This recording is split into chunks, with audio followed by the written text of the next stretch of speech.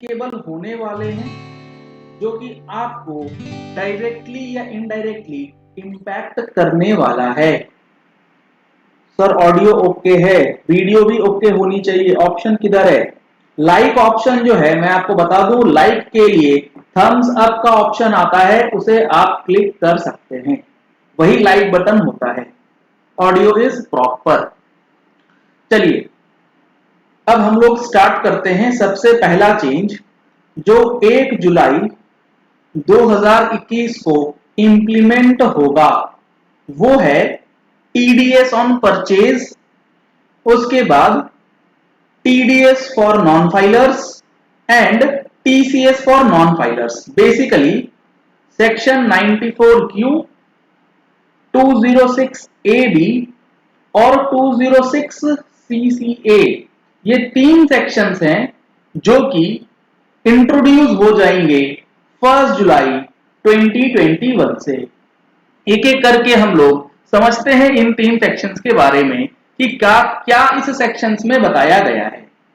अगर आपको section 94Q के बारे में मैं समराइज्ड वे में बताऊं तो अगर आपने परचेज किया है 50 लाख रुपए से ऊपर और आपका टर्नओवर है 10 करोड़ रुपए से अबव प्रीसीडिंग फाइनेंशियल ईयर में, तो आपको 50 लाख रुपए से ऊपर का जितना परचेज है उसके ऊपर TDS at the rate of 0.1% जो है वो जमा करना है। सिंपल टर्म में यही है 94Q। एक बार हम लोग देख लेते हैं पहले सिंपल भाषा में कि क्या है ये सेक्शन। इसके बाद है 206AB। ये बात करता है 206AB कि अगर आप अपनी टीडीएस जो आपका कटता है या टीसीएस कलेक्ट होता है उसके लिए है 206CCA।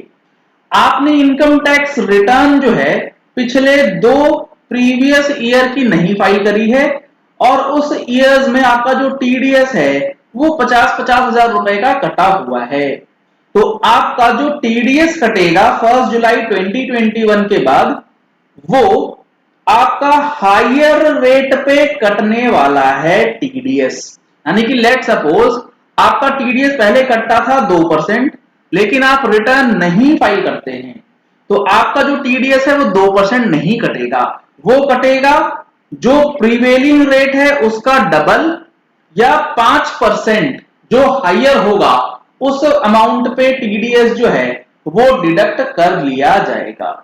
इसी तरीके से टीसीएस का कलेक्शन जो है वो भी हायर परसेंटेज पे किया जाएगा अगर आपकी रिटर्न्स नहीं फाइल्ड हैं पिछले 2 प्रीवियस ईयर्स की, यानी कि फाइनेंशियल ईयर्स की पिछले 2 साल की रिटर्न आपने अगर नहीं फाइल करी। इस चीज को आप इंश्योर कैसे करेंगे? आप एक डिडक्टर हैं तो आप इस चीज को इंश्योर कैसे करें कि जिसका टीडीएस आप डिडक्ट करते हैं उसकी रिटर्न फाइल्ड है या नहीं? तो आपको 1 जुलाई 21 से पहले मेल के थ्रू या जिस भी कम्युनिकेशन के थ्रू हो एक डिक्लेरेशन जो है अपने डिडक्टी से मंगाना होगा, बकायदा ये लिखाते हुए कि आपने अपनी रिटर्न्स जो है वो फाइल कर दी हैं और आपका जो टीडीएस है वो 50,000 रुपए से कम का था अगर आपने रिटर्न्स नहीं फाइल करी। अगर आपके पास डिक्लेरेशन नहीं है तो आपको हायर रेट पे टीडीएस जो है वो काटना होगा। ये एक समरी है कि जो चेंजेस होने वाले हैं 1 जुलाई से। अगर आपको ये सारे चेंजेस और डिटेल्स में समझना है तो इसके लिए जो हमारा ऑनलाइन ट्रेनिंग सेशन 20 जून यानी कि कमिंग संडे को ऑर्गेनाइज किया गया है, इसमें आप रजिस्ट्रेशन करा सकते हैं जिसमें इन 4 सेक्शंस को हम लोग डील करने वाले हैं। दिन में 11 बजे से अभी तक हमारी मंथली टैक्स मैगजीन सबसे बताया है 94 वो क्या है। वो अगर आप देखेंगे तो सबसे पहले है जो नेगेटिव लाइबिलिटी स्टेटमेंट। जी हां फ्रेंड्स, नेगेटिव लाइबिलिटी स्टेटमेंट जो है उसे अब इनेबल कर दिया गया है। इसको इनेबल करने का क्या फायदा? इनेबल करने का फायदा यह है कि आपको अगर किसी महीने सेल्स से ज्यादा सेल्स रिटर्न की फिगर दिखानी है कॉम्पोजिशन वालों के लिए, तो वो अब आपको अलाउ कर दिया जाएगा। तो पहला जो जीएसटी के अंदर चेंज हो चुका है, नेगेटिव लायबिलिटी स्टेटमेंट की बात। दूसरी बात है जीएसटीआर 4A को एक्सेल में डाउनलोड करना, और जीएसटीआर 4 यानी कि एनुअल रिटर्न के अंदर परचेज का डेटा ऑटोमेटिक पॉपुलेट हो जाना, वो दोनों भी अब आपको जल्द ही देखने को मिलने वाला है। एचएसएन से रिलेटेड जो एक्सेल फॉर्मेट का डेटा है वो तो आप लोगों को अवेलेबल करवा ही दिया गया है, ये तो आप सभी को पता होगा। तो ये जीएसटी और इनकम टैक्स के अंदर कुछ चेंजेस हैं जो 1 जुलाई से किए जाने हैं। अब आपके कुछ सवाल लेते हैं और फिर देखते हैं क्या कंफ्यूजन आ रही है। लगभग 200 लोग लाइव जुड़े हुए हैं, लेकिन यहां पर लाइक जो है सिर्फ और सिर्फ 40 है, ये तो बड़ी नाइंसाफी। जल्दी से जल्दी लाइक करते रहें और शेयर करते रहें इस वीडियो को, ताकि मैक्सिमम लोगों तक ये इंफॉर्मेशन पहुंच जाए। अजय गुप्ता जी का जो सवाल है कि लेट सपोज एक सप्लायर है ए और एक रिसीवर है बी। 1 अक्टूबर 2020 से एक सेक्शन लग गया था 206C1H, जिसमें यह बताया गया था कि सेलर जो है at the time of receipt of more than 50 lakhs वो टीसीएस कलेक्ट करेगा। तो क्या 1 जुलाई 2021 से अगर किसी ट्रांजैक्शन पे सेलर भी लायबल है टीसीएस की कलेक्शन के लिए और टीडीएस काटने के लिए परचेजर भी लायबल है, तो दोनों काम करना पड़ेगा क्या? इसके लिए भी बहुत महत्वपूर्ण जानकारी है।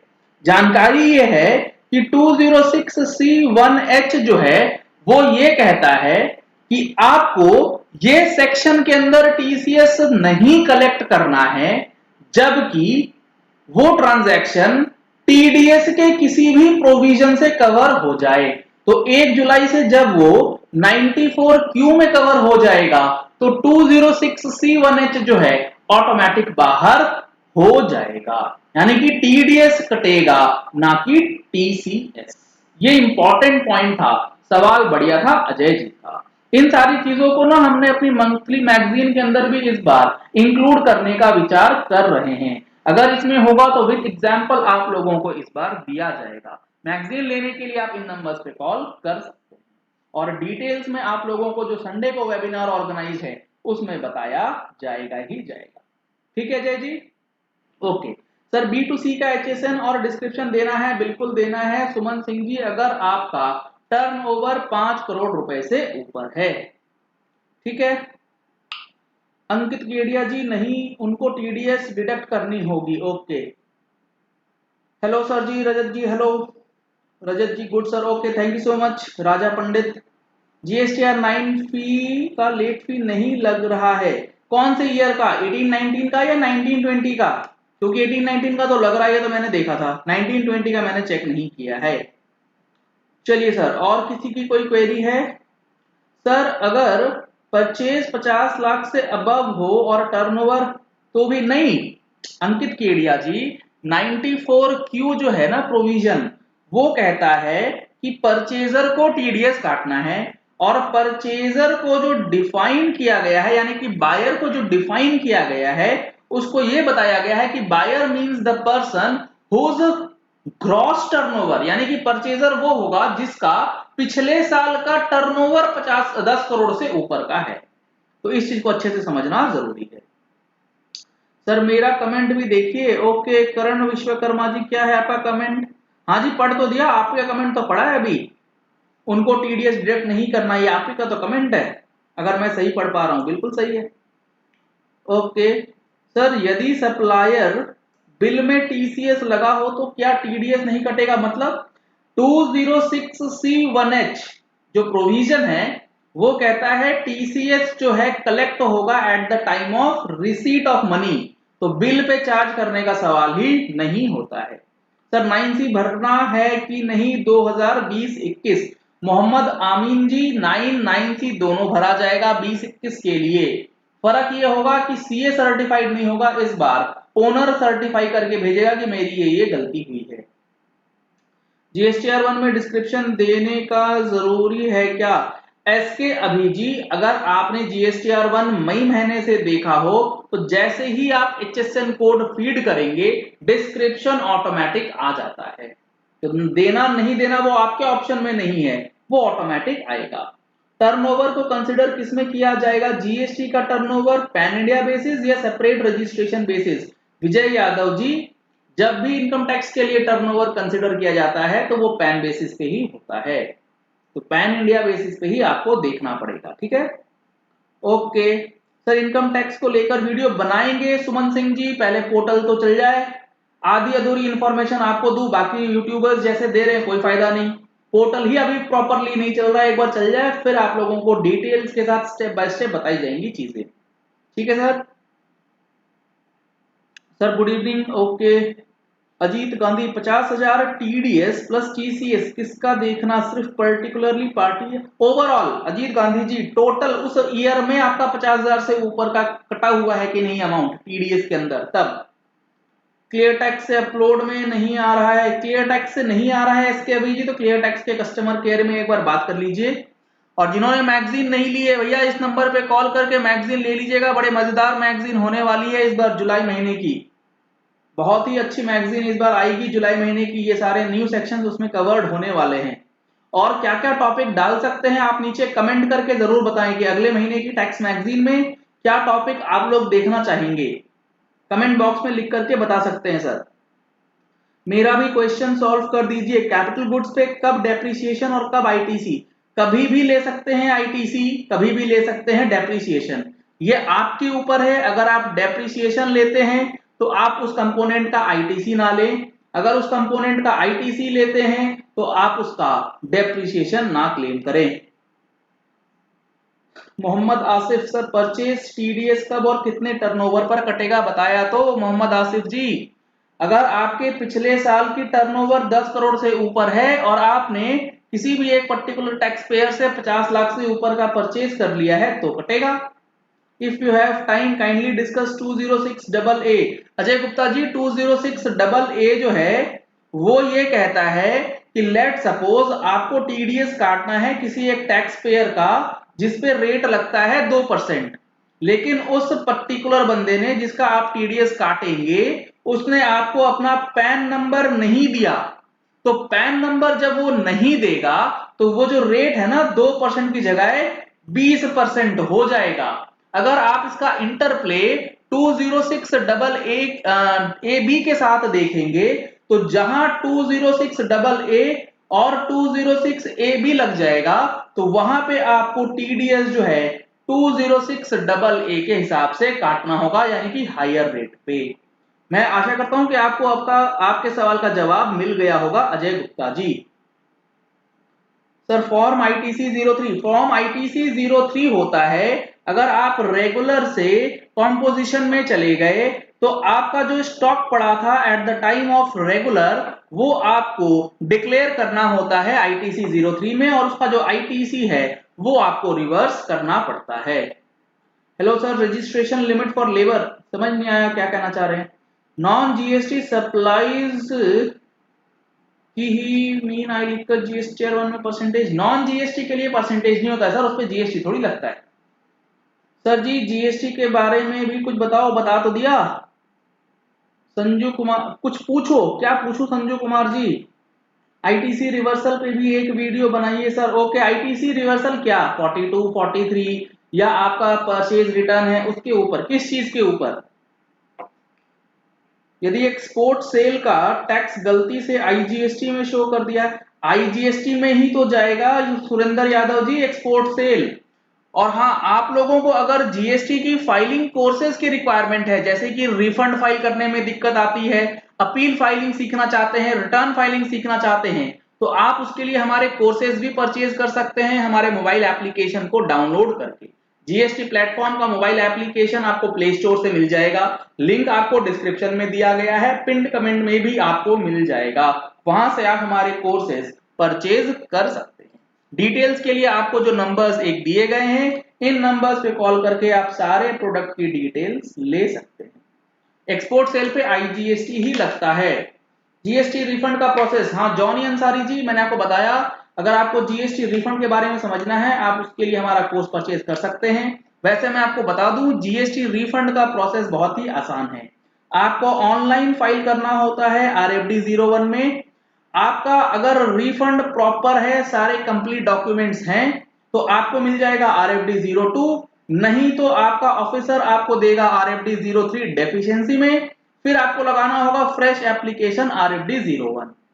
एक बार आपके पास RFD 02 आ गया, उसके 60 डेज के अंदर अंदर, यानी कि जिस दिन आपने एप्लीकेशन लगाया है उसके 60 डेज के अंदर अंदर आपका ऑफिसर आपका या तो रिफंड सैंक्शन करेगा या वो रिफंड रिजेक्ट करके बैठ जाएगा। रिफंड जैसे ही सैंक्शन होगा उसके साथ पेमेंट ऑर्डर आएगा और आपके बैंक अकाउंट में पैसा जो है वो भेज दिया जाता है। यह प्रोसेस रहता है जीएसटी रिफंड का। कैसे अप्लाई करें बताया मैंने, क्या प्रोसेस है इसका। आईटीसी गलत क्लेम की तो उसका रिवर्सल तो अदर में दिखेगा ना, हाँ बिल्कुल अदर रिवर्सल में दिखेगा। जीएसटीआर 4, जी हाँ फ्रेंड्स, जीएसटीआर 4 की जो डेट है 2021 के लिए 31 जुलाई 2021 है। ठीक है विक्की जी, 2186 विक्की। लगभग 200 लोग देख रहे हैं, लेकिन लाइक अभी भी सिर्फ और सिर्फ 73 लोगों ने किया है। ये बड़ी गलत बात है, ये बहुत ही गलत बात है। सर आप लोग लाइक करते रहें और इस सेशन में अपनी क्वेरीज पूछते रहें। एमनेस्टी स्कीम में आईटीसी नहीं ले सकते, संजूकू नहीं ले सकते। सर जी सेल एक्सपोर्ट 3B में सेकंड कॉलम में शो होता, बट आईजीएसटी फर्स्ट लाइन में।